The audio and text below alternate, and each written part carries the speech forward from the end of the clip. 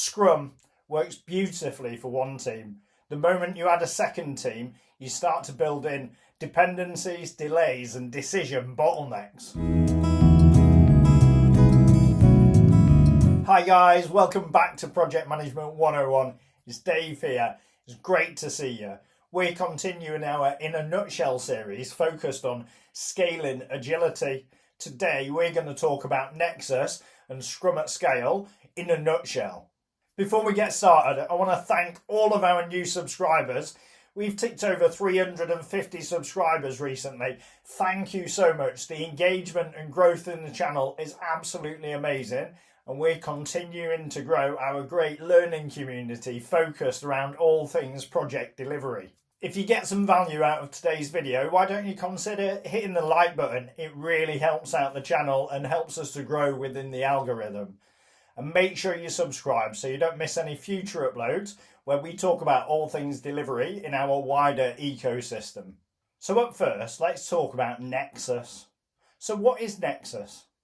Nexus is Scrum for 3 to 9 teams working towards one product outcome. And it's got just enough structure to stop them tripping over each other.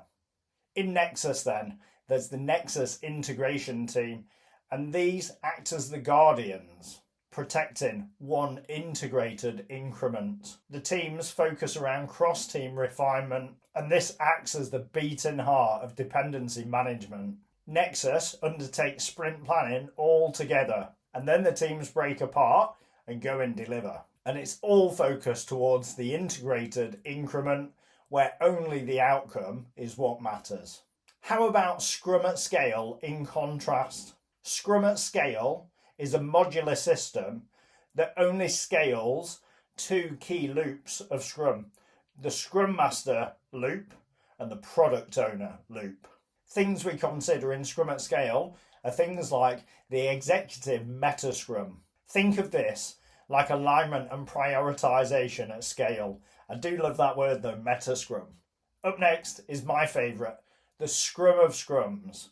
This is where the teams are able to come together and give a high level view across all of the product increment that we're aiming towards on a team by team basis. Up next, the Scrum of Scrum Master, the Chief Unblocker Grand Master. That's what we'll call them, but Chief Scrum Master helps the Scrum Masters across the multiple Scrum teams to unblock on a larger scale.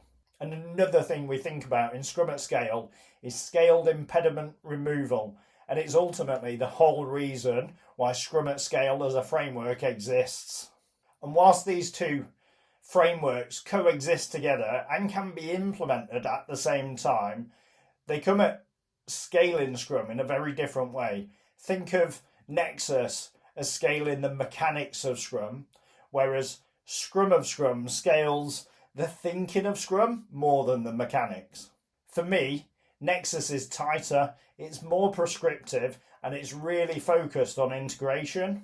Scrum at Scale, in contrast, is looser, it's modular, and it adapts to the shape of the organisation more easily. However, both Nexus and Scrum at Scale both assume focus towards one product, multiple teams, and a shared backlog. The real challenges that both frameworks are trying to solve is not ceremonies, it's not roles, and it's not artifacts, but ultimately it's dependency drag, it's decision latency, and it's for waiting on teams, like removing those as impediments. We're trying to solve those challenges, and that's where both of these frameworks try to move us forwards. If you're asking questions like, how can our teams move faster without stepping on top of each other?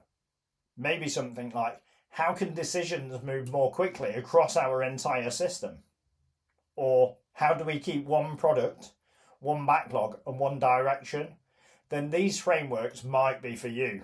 The truth is, with both of these frameworks, they're built on really strong people foundations, and getting that right is critical to success. I'm going to describe a few of those people behaviours, and we touched on it in our recent Scrum values and behaviours video. A lot of those transition across to scaling Scrum, and equally implementing the Nexus framework. Think T-shaped collaboration across teams. Think low ego integration. My team becomes replaced with our product. Things like thinking about transparency without blame. We're comfortable raising issues early so we have joint and shared opportunity to solve those issues. Think about architectural awareness, not just understanding my slice of the pie, but understanding the wider ecosystem. And finally, absolute obsession about outcomes, not getting stuck on velocity, not talking about output, and definitely not talking about busyness. Nexus and Scrum at Scale aren't actually about scaling Scrum. They're about scaling alignment and integration, so multiple teams can deliver one product without absolute chaos and carnage. Let me know in the comments, have you ever implemented Scrum at Scale? Maybe you've implemented Nexus. Which worked? Which didn't work? Drop us a comment and let's continue to share our knowledge with the wider community. It really helps, and I love to see the engagement and we can have a bit of a chat. Do let us know.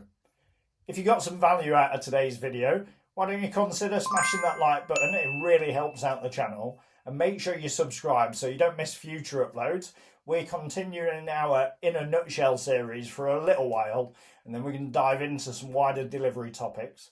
That's all for this week. I'm really grateful for you tuning in. I can't wait to see each and every one of you next week. I'm Dave. Thanks for watching Project Management 101. From chaos to clarity. Take care.